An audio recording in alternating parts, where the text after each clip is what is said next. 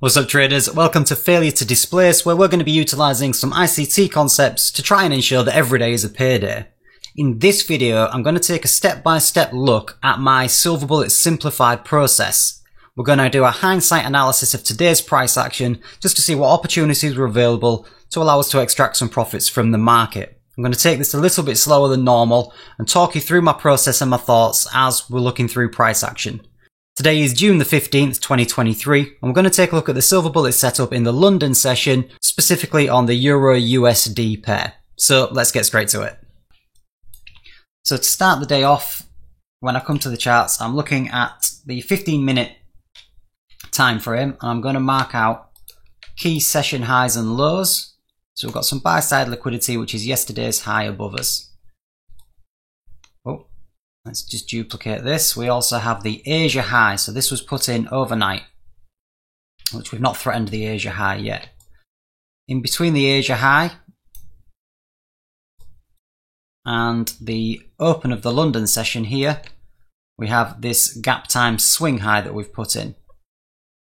As far as sell side's concerned, we have this gap time low. So this is a significant low for me, and this was put in place in the gap time between the New York AM session and the Asia session. So an important swing low in place there. I believe this was probably from the news announcement FOMC yesterday evening. So that is our sell side liquidity. We have sell side from Asia, which has been taken. So you can see initially in the gap time between Asia and London, we did take the sell side, pull back into the range. I'm going to move this now to this gap time swing low. So this is our new daily low, the low of the day as we're coming into London. And we can see just prior to the Silver Bullet hour opening up, so our Silver Bullet opens at 3 AM, so 2:45, we've swept this gap time low, so we're putting a new low of the day. And we can see just along this 15-minute chart, we've taken the low of the day with a pin hammer. We've closed straight back inside the range. So this is not a bearish move. This looks like what the name of the channel is, a failure to displace. So this is what I'm looking for. I'm looking for ranges, and then I'm looking to see where price is unable to displace outside the range. So I've heard in the past from other mentors and things such as that 80% of breakouts fail. So those are the things that I'm looking for. I'm looking for a failed breakout, a failure to displace outside the range. So this is a perfect example. Coming into this session, we've taken some liquidity, we've failed to displace outside the range, and we've pulled straight back inside again. So even looking on this 15-minute time frame, I'm already starting to build an idea that I'm actually going to be bullish. We've taken the daily low, we've pulled back inside, we haven't been able to take the overnight low put in place at the news. So I'm thinking that we will have to pull back into this range somewhere, find some liquidity to help fuel any possible moves down. How far we go back into the daily range, I don't know, but I'm getting this bullish idea now just based on these 15-minute candles. So let's now drop onto the 1 minute, which is our execution time frame. And keep in mind that we have a bullish bias, thinking that we failed to displace below the daily low. So as we're approaching the 3 AM, we can see we're leaving fair value gaps here. So again, indicating that we do have bullish price action here. We're displacing higher back into the range. We're not displacing lower outside of the range. We have a break of structure already, so prior to the Silver Bullet starting, we have broken this swing high. So that's one break of structure. We've also broken structure here, so we have another swing high here. So how are we identifying swing highs? We're identifying swing highs by looking for a candle that's lower to the left of it and lower to the right of it. So this peak here is the swing high.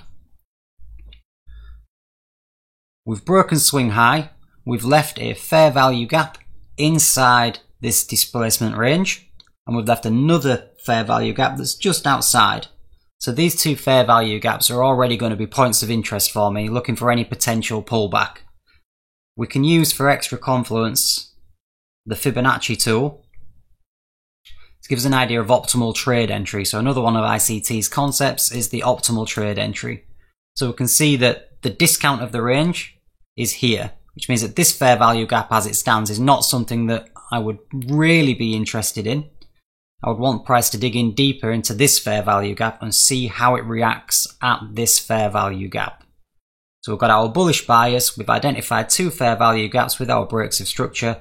Which of the fair value gaps is probably more likely to give us a optimal trade entry in ICT's words? So that's what we're going to look for as the silver bullet hour starts. Now price could, before the session starts, just continue to rally away, providing displacement even higher, which again is something that we could potentially jump into a trade even higher up the range to take out that high. So we've got to see how price reacts. If we pull a fib just for the London session so far, we can see again the premium above 50% is up here. So if we are taking a short, if we are taking a long, we want to be taking a long, preferably in discount, so in this area. And if we're going to take shorts, then we want to be up here. It's interesting to see as well that we do have an order block fair value gap around optimal trade entry as well here. So this is a potential rejection area. So these are all things that I'm just kind of logging in my mind as we're entering the session. So we're going to start scrolling forward now with price action, and let's just see what happens. So we have a pump upwards. We've not left a fair value gap here, so we're not going to jump in on price action at this point because there's no fair value gap. So coming into the new hour, we have kind of stalled in price action. Bearish candle here. Strong bearish candle. So this is where we need to be careful. Now we've already identified that this is the fair value gap that we're interested in looking at. We're holding this fair value gap. So it would be easy here to start believing that we've actually got a bearish bias and be looking to take an entry inside this fair value gap, expecting us to come lower. However, my thesis is that we've failed to displace below this low and we are still inside this range. So I'm not going to be looking for short positions to try and take out this extra low while we're still inside this range. I'm still thinking we need to have some liquidity taken to fuel this. We've been unable to take it. If price was really bearish, it would have just continued and smashed through this, but it hasn't. It's pulled back. It needs to take some form of liquidity before it can fuel itself to take out that overnight low. So I'm ignoring this fair value gap. I'm not interested. I'd already highlighted that this fair value gap around the optimal trade entry is what we're interested in. So we can see this candle is closing over the fair value gap. We've had a closure over it, immediately pulled back above it. So what I'm going to do is I'm going to highlight this fair value gap still in play. Although we've closed it in full, we can look how price is reacting still at this fair value gap. So like ICT says in his teachings, just because a fair value gets filled doesn't mean that it becomes invalid. We will keep these on our charts and see how price reacts around them. So at this fair value gap, we've come through it. It's interesting to see that price opened at the 50% of the fair value gap and pulled away. So it is actually respecting the fair value gap now. Let's see what happens here. We've come back down again. Hit the 50% absolutely perfectly, look. We can see the 50% is hit to the tick on this. So this is a really strong confirmation to me that this fair value gap now is holding very, very well. I'm not going to enter here. I suppose people who've backtested this with more experience could potentially be looking to take entries on the 50% of that. Me personally, I need more confirmation. I'm going to remove these break of structures here just to clean up price action. So again, we've respected the top of the fair value gap now. And we are pulling away. Broken this swing high. putting in another swing high, coming back down for another retest. So that looks like a strong move now. So we're breaking out of this range, coming to the top of the bearish fair value gap. And we've left a fair value gap here. So this displacement here. So we've respected this fair value gap and we have left a fair value gap here. That would be the trigger for me to go long. For me, we're already in bullish market structure because we've taken the swing highs from this side. We've failed to displace between the low that we'd identified on the 15-minute time frame, so we're pulling back in the range, and now we've been left with a bullish fair value gap as an entry signal.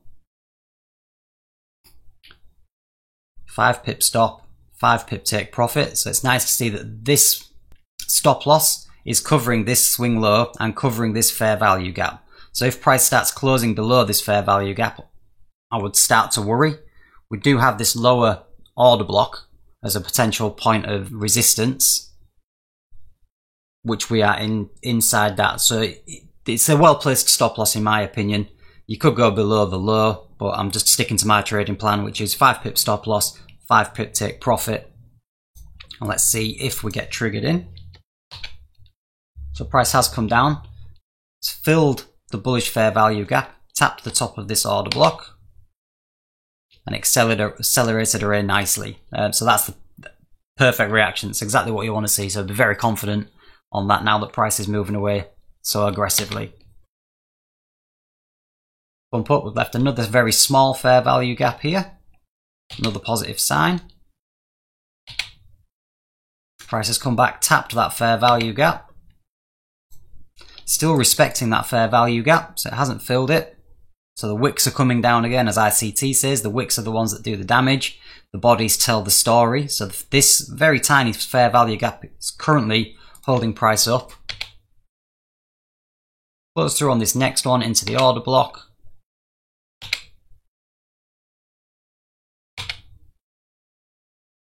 Pulling away again. Another strong aggressive candle. 2 fair value gaps left now.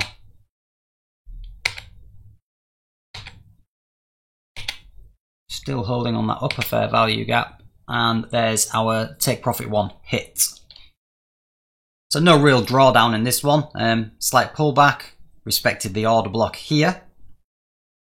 Another one of ICC's teachings is that in an uptrend, all down closed candles should be respected, so it should hold price, which it's done there, so it's fulfilled its job. Price has come up and taken our 5 pip take profit. 2 to 1,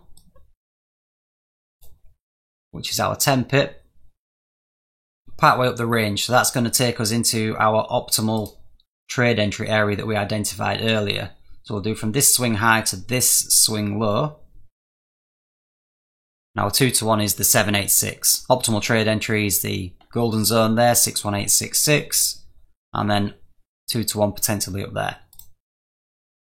So at this point, I'd have closed the trade out at 1 to 1. I know many people go for a 2 to 1. It's something that I'm looking to implement, to be fair, because obviously it's going to give us a much better return and allow us to take more losses if your analysis is wrong. So let's see if 2 to 1 gets hit.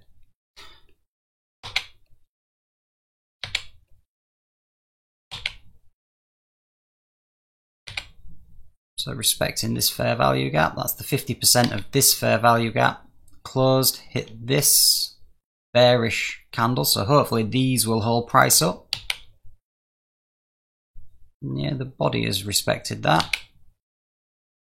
Okay, so we're closing back down, so potentially going to not get to the 2 to 1.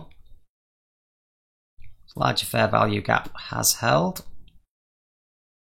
It's always interesting, I use the Gann box here to give us the 50%, just to see how the 50% area of these fair value gaps gets respected.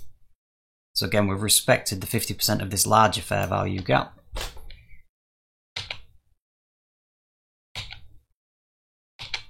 Pulled away nicely from that. Okay, so we could potentially get this 2 to 1 here.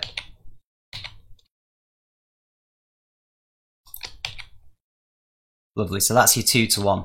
Our ultimate target for me anyway, to start looking for shorts again would be if we take this buy side out.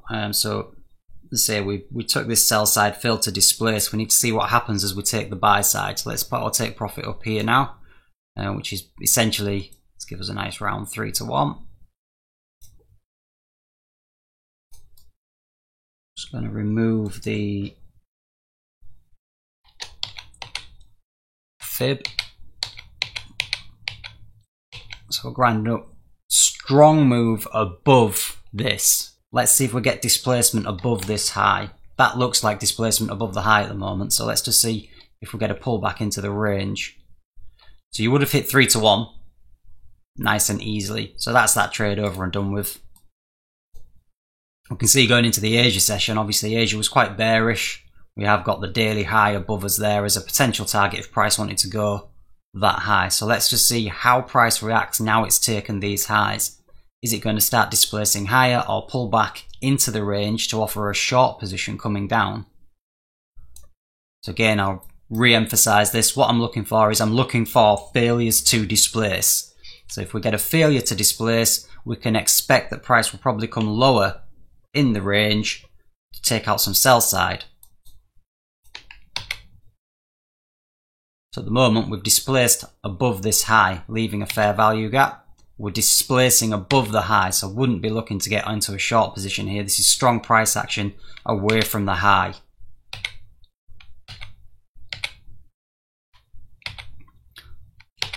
So this is a perfect example of why I wouldn't be looking to go short here. We're outside the range now. It doesn't look like it's going to pull back into this range at the moment, so there's no short positions here. Any pullbacks, we're building liquidity here. So we may get a stab back down again, but we've got some liquidity that's building up here to potentially fuel the move higher for the daily high. So continuing higher, so again, wouldn't be looking for short positions.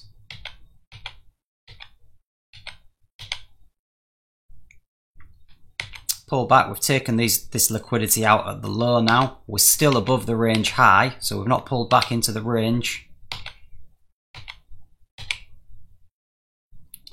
So this would be an opportunity to start looking for a long position.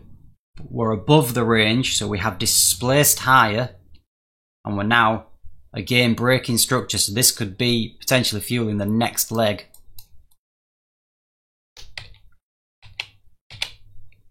Yeah, fair value gaps, bullish fair value gaps going up.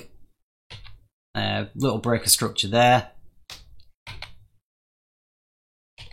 Taking some liquidity there, but again, we're well above this high. Potentially look for the optimal trade entry of this for a retracement, which would give us a look at the lower end, potentially this order block here or this fair value gap here. And it just displaces, it just continues going higher. So I hope you can see there was no option to start looking to go short. So this is how I'm using the 15-minute ranges. We're almost up to live time now. Yeah, so we've just taken, so into live time, let's skip forward quickly, but in live time we've just taken the daily high. So hopefully from this you can see, one, why I've named the channel what I've named it, failure to displace, because that's the signature that I'm looking for to give me my bias for the day. We take out a liquidity level, we fail to displace below that liquidity level, therefore we look for the other side of the range and our entries, specifically in Silver Bullet Hour, to take us to the other side of the range. So that's kind of the step-by-step process that I go through every day to get my bias, and then the entries are based on the fair value gaps, the displacement taking us to the next side of the range, the next liquidity level. That's how I view the Silver Bullet setup. So I really hope that was useful for you. I hope it helps clarify the process that I go through and any questions that you might have had from the previous videos that I've created. If it has, please do subscribe to the channel, like and leave your comments below. It'd be fantastic to get your feedback to let me know if that is useful, if there's anything else I need to clarify in greater detail. And I'll be back again later today with a look at the US session to see what occurred in the Silver Bullet in New York. Thanks again, guys, and I'll see you shortly for another video.